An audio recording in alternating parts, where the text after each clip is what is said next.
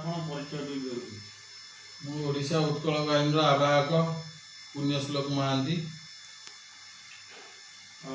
କ'ଣ କହିବି ସାର୍, ଆଗକୁ ପୌର ଏଥିରେ ୱାର୍ଡ କଟକ ୱାର୍ଡରେ ବର୍ତ୍ତମାନ ପ୍ରସ୍ତୁତି ସେ ବିଷୟରେ ଟିକେ କୁହନ୍ତୁ। ଆଜ୍ଞା, ଆମର ସେମିତି ଦେଖିବାକୁ ଗଲେ ଓଡ଼ିଶାର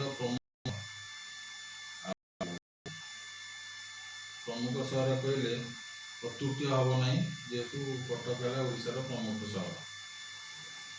ତ ତା ଭିତରେ 59ଟି ୱାର୍ଡ, ତା ଭିତରେ ବିଭିନ୍ନ ଦଳୀୟର ଲୋକମାନେ ନିଜ ନିଜ ଦଳକୁ ଆଖି ସାମ୍ନାରେ ରଖି ବିଭିନ୍ନ ପ୍ରକାର ପ୍ରସ୍ତୁତି କରୁଛନ୍ତି। ତ ତା ଭିତରେ ସଂଖ୍ୟା ପଦେ କହି ରଖିବାକୁ ଚାହିଁବି ମୁଁ ଜନସାଧାରଣ ଯେ ସମସ୍ତଙ୍କର ନ୍ୟାଯ୍ୟ ଅଧିକାର, ସେମାନେ ପ୍ରଥମେ ନିଜ ନ୍ୟାଯ୍ୟ ଅଧିକାରକୁ ସାବ୍ୟସ୍ତ କରନ୍ତୁ, ଯାହାକୁ ସେମାନେ ପୌର ନିର୍ବାଚନ ପାଇଁ ମନୋନୀତ କରୁଛନ୍ତି। ତା ପୂର୍ବରୁ ସେ ନିଜେ ଭାବନ୍ତୁ ଯେ ଆମେ ଏଇ ଲୋକଟିକି ଆମ ସାହିର ପ୍ରତିନିଧି କଲେ ତା ଦ୍ୱାରା ଆମେ ସୁରକ୍ଷା ପାଇପାରିବୁ ତ, ବା ତା ଦ୍ୱାରା ଆମେ ସୁରକ୍ଷିତ ତ। ଯଦି ସେ ଟାଇପ୍ର କୌଣସି ବିଚାର ନ କରି କୌଣସି ଦଳର ପ୍ରଲୋଭନକୁ ଆସିକି ଆଖି ଆଗରେ ରଖିବା, କୌଣସି ପ୍ରକାର କ'ଣ କୁହନ୍ତି ଆପଣଙ୍କର ଯେମିତି ସ୍ୱାର୍ଥ ରଖିକି ଯଦି ନିର୍ବାଚନରେ ସେ ତାଙ୍କର ବହୁ ମୂଲ୍ୟବାନ ଭୋଟକୁ ବିନା ବିଚାରରେ ବିନା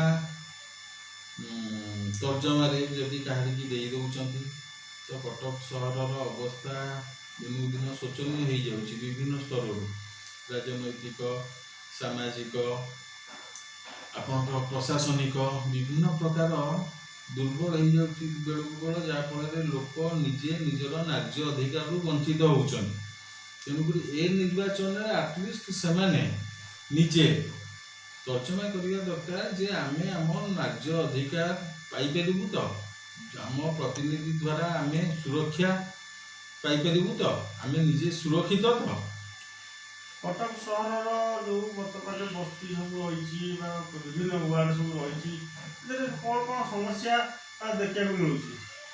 ବିଭିନ୍ନ ସମସ୍ୟା ଆଜ୍ଞା, ଖଜୁରୀ ଗଛର ଦ୍ୱିଗୁଣ ଗାଇବି ମୂଳରୁ ପାହାଚ ସବୁ ବସ୍ତିରେ କ'ଣ ଆଜ୍ଞା, ସବୁ ୱାର୍ଡରେ ସମସ୍ୟା। ଜାଇକା ଯେଉଁ ଟାଇପ୍ର ରୋଡ଼କୁ ଯେମିତି କଟକ ମାର ଚମଡ଼ା ଛେଦନ କଲା ପରି ଯେଉଁ ଟାଇପ୍ର କରୁଛି, ଲୋକ ଘର ଦୁଆର ମୁଁ ବାହାରକୁ ବାହାରି ପାରୁନାହାନ୍ତି, ଛୁଆ ପିଲା କଅଁଳା ଛୁଆ ଜାଣିପାରୁନାହାନ୍ତି, ନାଳରେ ପଡ଼ି ଯାଉଛନ୍ତି। ତ ଆଠୁ ବଡ଼ ଆଉ ଦୁର୍ଦ୍ଦଶା କ'ଣ କଟକର ହେଇପାରେ? ବିଜେଡି ସରକାର 20 ବର୍ଷ ଶାସନ କରିବା ଭିତରେ କଟକ ସହରର କ'ଣ ସମସ୍ୟା ଏପର୍ଯ୍ୟନ୍ତ ବଦଳିନି? କ'ଣ ବଦଳିଛି ଆଜ୍ଞା? ସମସ୍ୟା ତ ଆପଣଙ୍କ ଆଖି ଆଗରେ, ମୋ ଆଖି ଆଗରେ, ସମସ୍ତଙ୍କ ଆଖି ଆଗରେ। ସେମାନେ ଯଦି ସମସ୍ୟା ନ ବଦଳିକି ଭାବୁଛନ୍ତି ବଦଳିଛି ବୋଲି, ତ ସେଟା ତାଙ୍କ ବ୍ୟକ୍ତିଗତ ବ୍ୟାପାର, ଆଖିର ଅନ୍ଧ ପୁଟୁଳି ବାନ୍ଧିକି ବୁଲୁଛନ୍ତି। କିନ୍ତୁ କ'ଣ ବଦଳିଛି ଆଜ୍ଞା କଟକ ସହର ଯାହାକୁ ସେଇଆ। ତ ରାସ୍ତାରେ ଆଗରୁ ଟିକେ ସ୍ୱଚ୍ଛତା ସ୍ୱାଧୀନତାରେ ଗାଡ଼ି ମଟର ଚଲେଇ ହେଉଥିଲା, ସେତିକି ହେଇପାରୁନି, ଯେହେତୁ ଜାଇକା ସବୁ ଗଳି କନ୍ଦିକି ବ୍ଲକ୍ କରିକି ରଖିଛି ବ୍ୟାରିକେଡ୍ ଦେଇକି। ଆପଣଙ୍କ ମୁଖ୍ୟ ସମସ୍ୟା ହେଲା ଜାଇକା ନା ଆଉ କ'ଣ?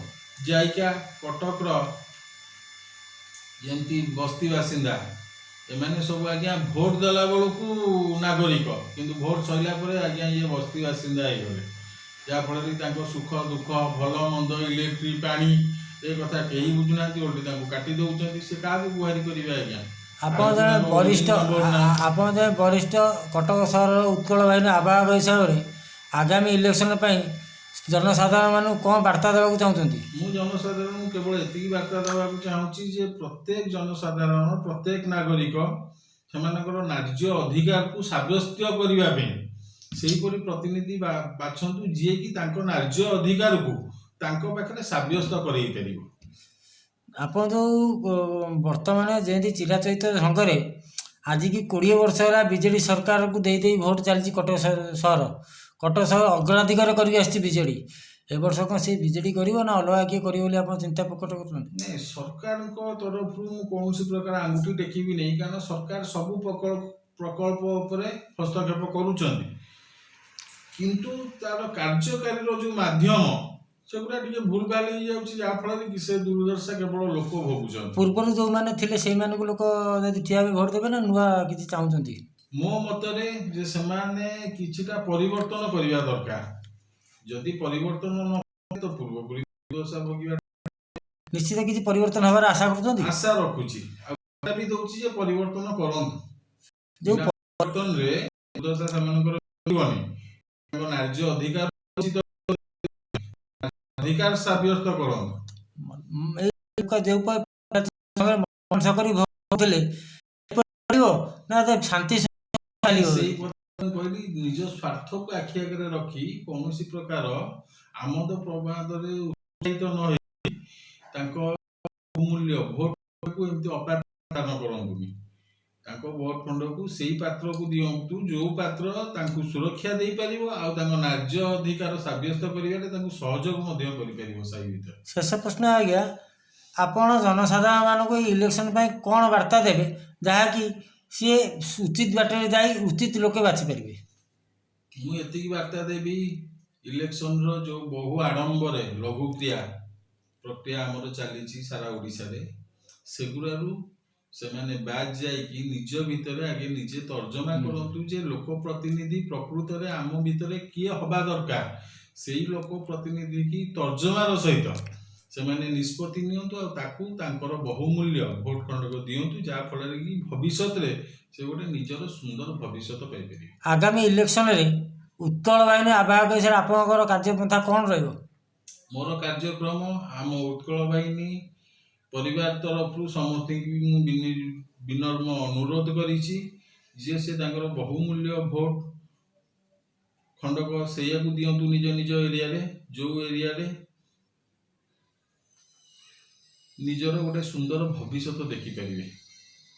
ଧନ୍ୟବାଦ।